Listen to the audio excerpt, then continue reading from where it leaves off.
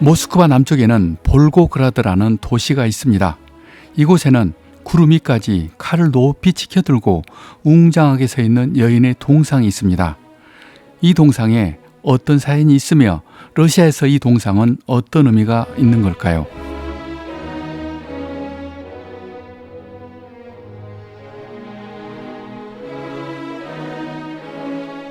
2차 대전, 독일이 소련을 침략하지 않는다는 것은 완전 거짓말이었습니다. 불과 2년이 넘지 못하고 히틀러는 소련을 침략합니다. 3천만 명이나 희생하는 독소전쟁이 시작된 것입니다. 1942년 6월 1200대의 독일군 폭격기는 사흘 동안 스탈린그라드를 무차별로 폭격했습니다.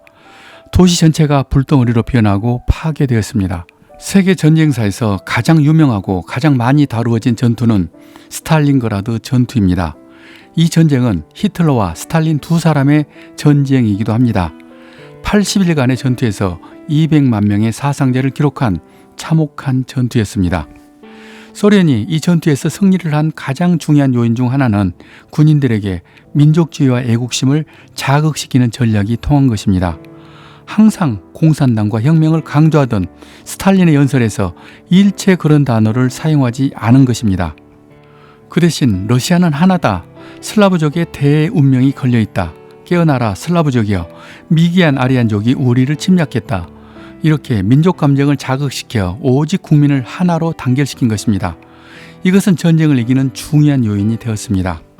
스탈린그라드 전투 중에서 가장 격렬했던 장소가 마마예프 쿠르간 언덕입니다. 이 언덕의 주인은 8번이나 바뀌는 피해 격전지였습니다. 뺏고 빼앗기는 처절한 지옥이었습니다. 이곳은 1제곱미터마다 1000개가 넘는 파편이 박혀 있고 겨울에도 이곳의 눈은 검은색이었습니다. 폭탄이 터지면서 눈이 검게 변한 것입니다.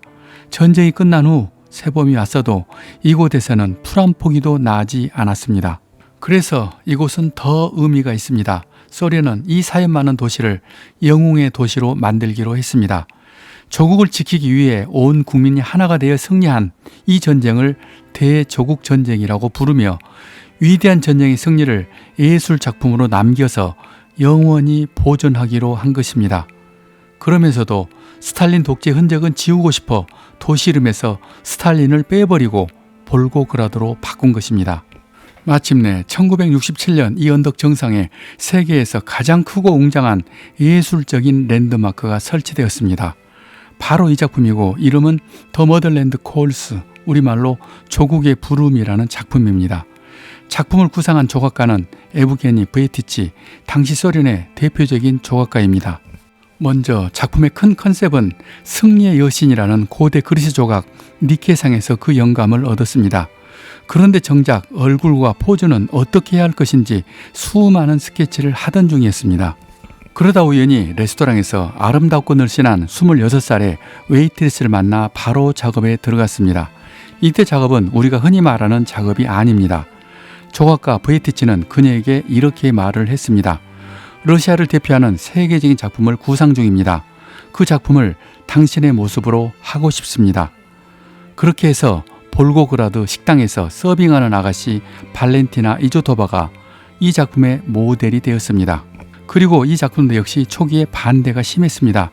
작품 이미지가 마치 죽음으로 내모는 어머니로 보인다는 것입니다. 그렇지 않아도 죽은 사람이 많은데 부정적으로 해석된다는 말이었습니다. 작가는 이것을 또 설득해야 했습니다. 이 작품의 배경은 적이 침투해서 우리 민족을 대량 살상하는 전쟁입니다. 비록 여성의 몸이지만 솔선해서 무기를 들고 함께 물리치자고 하는 것이 어떻게 죽음으로 내모는 것이냐고 반문한 것입니다. 조각가도 말을 잘해야 합니다. 이 논리에 설득돼서 사람들의 반대는 사라졌습니다. 이렇게 조각가 브에티치는 힘이 있었습니다. 그것은 평소에 큰 일을 해본 경험도 많고 정부에서도 작가를 믿고 전적으로 지원하기 때문입니다. 이 조각가를 추천한 사람은 당시 스탈린그라드 전투 총사령관 바실리 추이코프입니다. 그는 이 작품에서 3가지 정신은 꼭 담아달라고 당부했습니다. 첫째, 소련의 힘. 둘째, 영웅주의. 세 번째는 당의 지도력입니다. 조각가 브에티치는 그러면 크게 해야 합니다라고 조건을 붙였습니다. 그래서 뉴욕의 자유여신상보다 2배 가까이 더 크게 85m로 한 것입니다. 작품으로도 국가는 경쟁합니다. 소련은 항상 미국을 이기고 싶었습니다. 이 작품의 주 재료는 전쟁 때 쓰던 무기를 녹인 철이며 나머지는 콘크리트입니다. 전체 무게는 8,000톤이 넘고 칼의 길이만 33m입니다.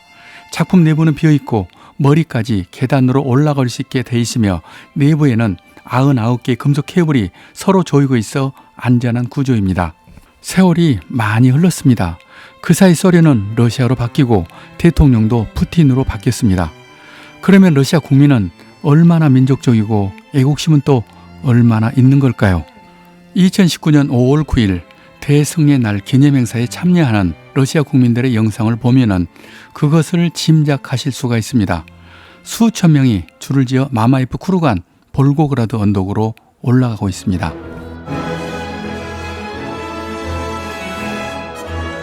여기 이 작품이 결사항전의 상입니다. 둥근 수면에 바위처럼 하체를 만든 것은 죽어도 물러서지 않고 바위처럼 조국을 지킨다는 의지의 표현입니다. 저는 러시아에서 이 작품의 작은 모형 하나만 사와서 보여드립니다. 여기에 있는 거의 모든 작품이 다 같은 조각가 VT치 작품입니다. 그 뒤에 여러 동상과 부조가 있으며 부조가 있는 이 벽이 거칠고 깨진 것은 일부러 그날의 전투의 치열함을 암시하는 것입니다. 두 번째 연못의 역할은 위에 있는 메인 작품을 물에 비춰서 아름답게 하는 역할을 합니다. 여기 우측에 둥근 건물이 전쟁 박물관입니다.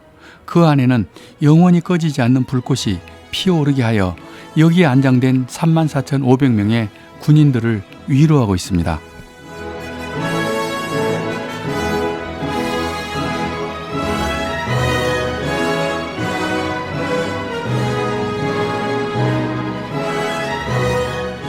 이날 행사는 오전 8시부터 저녁 11시까지입니다. 재단에 꽃을 놓는 행사를 시작으로 도시 전체가 수만 명의 추모 인파로 하루 종일 분주합니다. 그리고 마지막은 불꽃놀이로 마무리하게 됩니다. 저는 이렇게 많은 인파가 줄을 지어서 하는 추모 행사는 본 적이 없습니다. 이제 제가 이 영상을 만들면서 느낀 소감을 말씀드립니다. 국민이 애국심을 가지는 것은 국민의 도리이지만 한편으로는 국가의 의무라는 생각이 들었습니다. 국가는 슬픈 역사도 감추지 말고 작은 자랑거리라도 찾아서 국민이 알고 느끼게 하는 교육의 장을 만들어서 저절로 국가를 사랑하는 마음이 생기게 해야 합니다. 그 방법은 예술을 이용할 때 훨씬 더 효과적이라는 확신입니다. 체제와 역사가 다른 러시아와 우리를 단순 비교할 생각은 없습니다. 다만 우리의 독립기념관, 현충원, 국립 5.18 민주묘지는 그 역사를 공감하고 자긍심을 느끼게 하는 예술적 메타포가 없거나 많이 부족하다는 생각입니다. 단순한 시설로는 엄숙함을 강요할 뿐입니다.